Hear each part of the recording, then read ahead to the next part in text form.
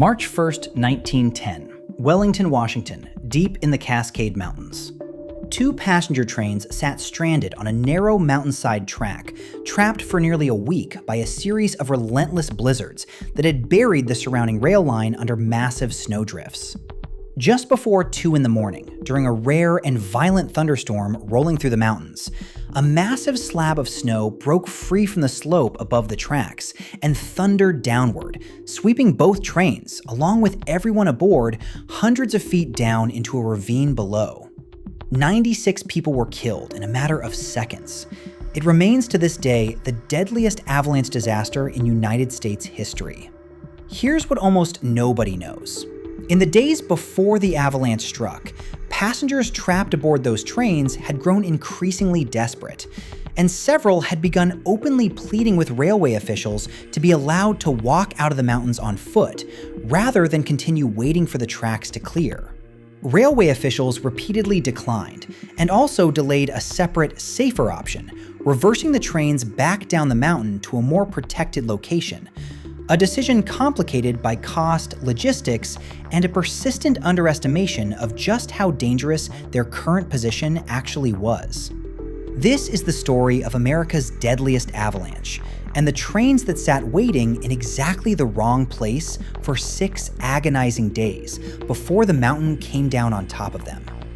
To understand how 2 entire passenger trains ended up trapped in one of the most dangerous possible locations in the Cascade Mountains, you first need to understand the railway itself. The Great Northern Railway's line through Stevens Pass in Washington state was, by 1910, one of the most difficult and hazardous stretches of railroad in the country, cutting directly through steep, avalanche-prone mountain terrain that required constant vigilance, extensive snow sheds, and aggressive snow removal efforts to keep operational through the brutal Cascade winters. The small settlement of Wellington sat directly along this line, a rail depot and small collection of buildings positioned on a narrow shelf of land carved into the mountainside, with steep slopes rising directly above the tracks on one side and a steep drop into a canyon on the other. It was, in hindsight, an inherently precarious location, though it had functioned as an operational rail stop for years without catastrophe before 1910. Late February 1910 brought an extraordinarily severe series of winter storms to the Cascades, dumping snow at a rate that quickly overwhelmed the railway's usual snow removal capacity. 2 passenger trains, one a local passenger train, and the other the Great Northern's premier Seattle Express, became trapped at Wellington on February 23rd, unable to proceed further along tracks buried under snowdrifts that in some places reached well over 20 feet deep, and unable to safely reverse back the way they had come due to additional snow and debris blocking the route behind them as well. For the first several days, this seemed like a serious but manageable inconvenience, rather than a genuine emergency.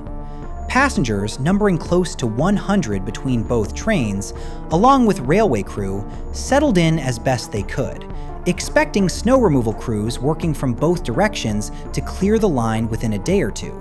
A reasonable assumption based on previous, less severe storms the railway had successfully managed in past winters. As the days dragged on, however, conditions only worsened. The blizzard showed no signs of relenting. Snow removal efforts using the era's relatively primitive rotary snowplows struggled badly against drifts of an unprecedented depth and density, and the trapped trains remained stuck in place at Wellington for what stretched into a 4th day, then a 5th, supplies aboard dwindling, and passenger patience wearing dangerously thin. Growing increasingly desperate, a number of passengers began openly requesting permission to attempt to walk out of the mountains on foot, to the nearest town they believed might be reachable, rather than continue waiting indefinitely for a resolution that showed no clear timeline for arriving. Railway officials, aware of the genuine danger the deep snow and difficult mountain terrain posed to anyone attempting such a journey on foot, generally discouraged this option, though several small groups did eventually attempt the hike despite the warnings, based largely on their own judgment that continuing to wait aboard the trains had become, in their assessment, the riskier choice. Here is where the disaster's central and most quietly damning decision comes into focus. Railway officials did have a genuine alternative available beyond simply waiting for the line ahead to clear, reversing both trains back down the mountain to Scenic, a nearby town in a significantly safer, more sheltered location away from the avalanche-prone slopes, directly above Wellington. This option was discussed among railway personnel in the days before the disaster, but was ultimately delayed repeatedly, complicated by the practical difficulty and cost of the maneuver, ongoing uncertainty about whether the forward route might clear soon enough to make the reversal unnecessary, and, according to several later accounts and investigations into the disaster, a persistent underestimation among railway officials of just how genuinely dangerous the train's current parked position actually was. The trains and everyone aboard them remained parked directly beneath a steep mountain slope that, unbeknownst to most passengers and even many railway personnel at the time, sat within a recognized avalanche path, a detail that would prove catastrophically significant within days. By February 28th, conditions took another dangerous turn. The relentless snowfall finally began transitioning into rain, an unusual and specifically hazardous shift in weather that added substantial additional weight to the already massive accumulation of snow sitting on the steep slopes above the stranded trains, while simultaneously beginning to destabilize the snowpack's internal structure in ways that significantly increased avalanche risk, a danger that modern avalanche science understands well, but that was far less thoroughly appreciated by railway officials and the general public in 1910. Then, in the early morning hours of March 1st, an unusual and specifically ominous weather phenomenon developed, a full-blown lightning and thunderstorm rolling through the mountains, an exceptionally rare occurrence during a winter snowstorm of this kind, sometimes referred to by meteorologists as thundersnow. Witnesses aboard the trains and in the small settlement later described the storm's thunder and lightning as adding a genuinely unsettling, almost otherworldly quality to what was already a tense, prolonged ordeal. At approximately 1:20 in the morning on March 1st, 1910, a massive slab of snow, destabilized by days of heavy accumulation, followed by rain and the unusual thermal and pressure disturbances of the passing thunderstorm, broke free from the steep slope directly above the parked trains. What followed has been described by survivors and later investigators as almost instantaneous. An enormous wall of snow, ice, and debris thundering down the mountainside with tremendous force, striking both trains directly and sweeping them, along with the rail cars, passengers, and crew inside, off the tracks entirely and down into the steep ravine below, a fall of several hundred feet. The sheer force involved was almost incomprehensible.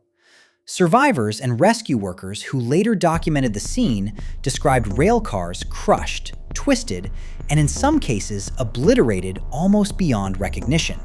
their contents and occupants scattered and buried under snow that, in places, had piled to depths of 40 feet or more by the time the slide finally came to rest at the bottom of the ravine.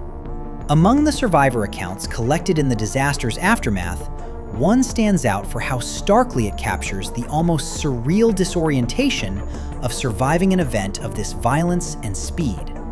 A young railway worker who had stepped away from the immediate vicinity of the trains shortly before the slide struck later described hearing what he initially thought was another round of thunder, before realizing within seconds that the sound was continuing and growing, accompanied by a physical vibration through the ground itself that thunder alone could never produce. He described watching, in what felt like both an instant and an impossibly long stretch of time simultaneously, the dark shapes of both trains simply vanish from where they had sat only moments before,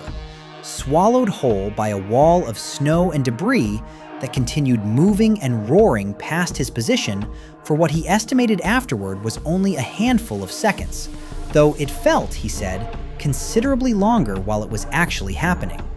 In the silence that followed, broken only by the settling and cracking of disturbed snow, he described a moment of near total disbelief, an inability to immediately process that the two large, solid passenger trains that had been sitting in that exact spot moments earlier were now simply gone, replaced by an enormous, uneven field of debris and snow stretching down into the ravine below, where nothing had been visible just before. He and several other surviving railway workers began the desperate, immediate work of searching for survivors within minutes, working through the night in continuing darkness and treacherous, unstable snow conditions, uncertain how many people might still be trapped alive beneath the debris, and uncertain whether further slides might follow at any moment.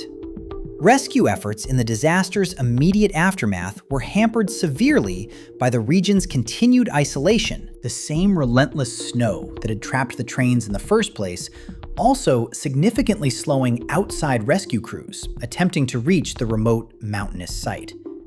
Local railway workers and a small number of survivors conducted much of the earliest search and rescue work themselves, digging through deep, unstable snow and debris largely by hand and with basic tools, working urgently to locate anyone who might still be alive in the wreckage before exposure and additional slide risk made survival increasingly unlikely. Several individuals are remembered specifically for their efforts during those critical early hours. A railway conductor who survived the initial slide is credited with organizing much of the immediate search effort among surviving crew and passengers, directing digging efforts toward areas where cries for help could still be heard from beneath the snow, and personally helping pull several survivors from the wreckage, despite significant risk of further slides during the ongoing rescue effort. A young telegraph operator stationed nearby, upon realizing the scale of what had occurred, worked urgently to relay word of the disaster to the outside world, using what limited communication infrastructure remained functional in the isolated, storm-battered region. A critical link that helped begin coordinating the arrival of additional rescue personnel and medical supplies from more distant towns in the days that followed, even as the mountain pass itself remained extremely difficult to access. Several passengers who survived the initial impact, some with significant injuries, are remembered for helping dig out fellow passengers trapped nearby in the wreckage before rescue crews were able to fully organize a broader search effort. Informal, immediate acts of mutual aid among survivors that almost certainly saved additional lives in the disaster's earliest, most chaotic hours, before more coordinated help could arrive. In the days before the avalanche struck, life aboard the two stranded trains had settled into an increasingly strange and tense routine. Passengers, many of them wealthy travelers, accustomed to considerably more comfortable circumstances, found themselves rationing food as onboard supplies dwindled, playing cards and improvising entertainment to pass the endless hours, and increasingly gathering in small groups to debate, sometimes heatedly, whether waiting aboard the trains truly remained the safer choice compared to attempting the difficult, but perhaps survivable, hike out on foot. Several passengers kept informal diaries, or later gave detailed newspaper interviews, describing the mounting psychological strain of those final days, a peculiar blend of boredom, mounting anxiety, and a creeping, difficult-to-articulate unease about their exposed position on the mountainside, that several survivors later admitted, in hindsight, they wished they had acted on more forcefully at the time. Railway crew members, meanwhile, faced their own mounting pressure, caught between passengers growing increasingly vocal in their demands for either rescue or permission to leave on foot, and railway management further down the line wrestling with the genuine logistical difficulty of clearing an unprecedented amount of snow using equipment and techniques that, however advanced for 1910, were simply not designed to handle a storm of this magnitude. Rotary snowplows, the most advanced snow-clearing technology the railway had available at the time, repeatedly became stuck or damaged, attempting to cut through drifts far deeper and denser than anything the equipment had been built to manage, forcing repeated delays and repairs that further extended the train's exposed wait at Wellington, well beyond what anyone initially anticipated when the trains first became stranded. When the full scale of the disaster finally became clear in the days that followed, as rescue crews worked to recover both survivors and the dead from the wreckage buried throughout the ravine,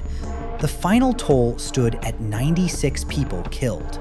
making it, by a significant margin, the deadliest avalanche disaster in United States history,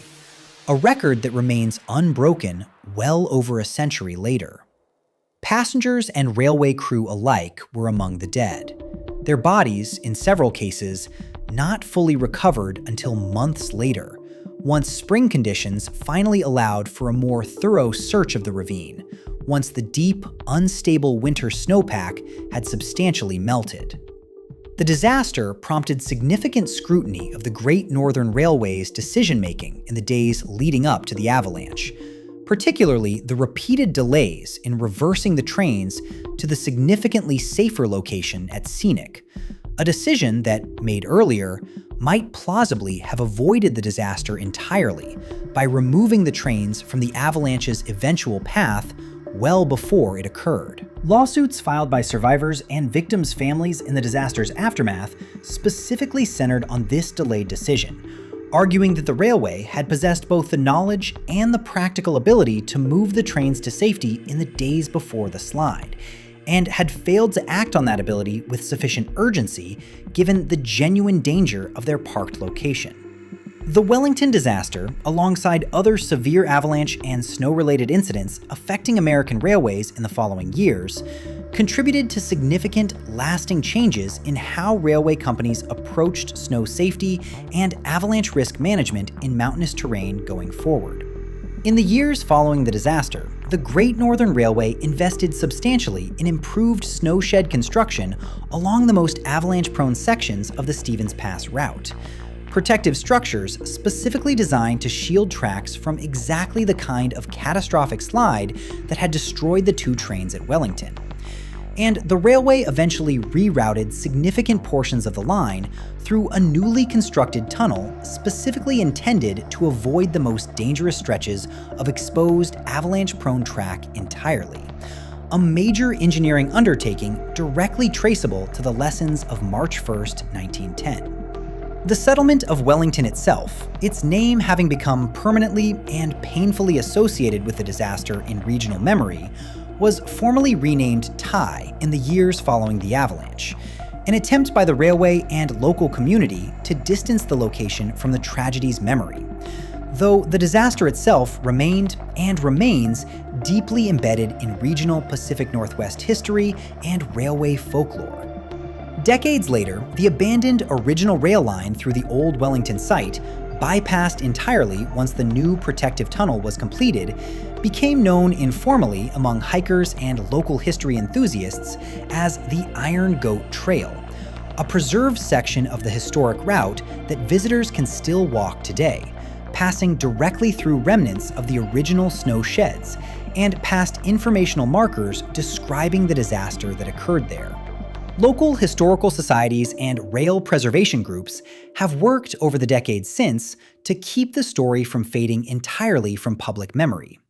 an ongoing effort complicated by just how remote and physically demanding the actual disaster site remains to reach, even with modern roads and trails, a lingering echo of the same isolation that made rescue so difficult in 1910, and that arguably contributed to the disaster unfolding the way it did in the first place. The disaster is also remembered today within the specific field of avalanche science as an important early case study, one of the clearest historical illustrations of how a combination of factors, heavy accumulated snowfall, a sudden shift to rain adding weight and instability, and an unusual thermal or pressure disturbance like the thunderstorm that struck Wellington that night, can combine to trigger a catastrophic slide even on terrain that had, by that point, been sitting under heavy snow load for days without incident. Modern avalanche forecasting and mountain railway safety standards, developed over the following century, owe a meaningful, if often uncredited, debt to the specific tragic combination of circumstances that came together on that mountainside outside Wellington, Washington in the earliest hours of March 1st, 1910. The Wellington Avalanche exposed something that would echo across the broader history of American disaster and infrastructure decision-making in the decades that followed. That a genuinely available, safer alternative, understood and discussed by the people responsible for public safety, does not automatically get acted upon quickly enough when weighed against cost, logistical inconvenience, and a persistent human tendency to underestimate a danger that has not yet materialized. The mountain above Wellington had likely posed a genuine avalanche risk for longer than anyone directly involved in the disaster fully appreciated in the moment. It took 6 days of accumulating snow, a sudden shift to rain, and finally an almost unheard of winter thunderstorm to bring that long-standing danger crashing down, at the exact moment and in the exact place where nearly 100 people happened to still be waiting.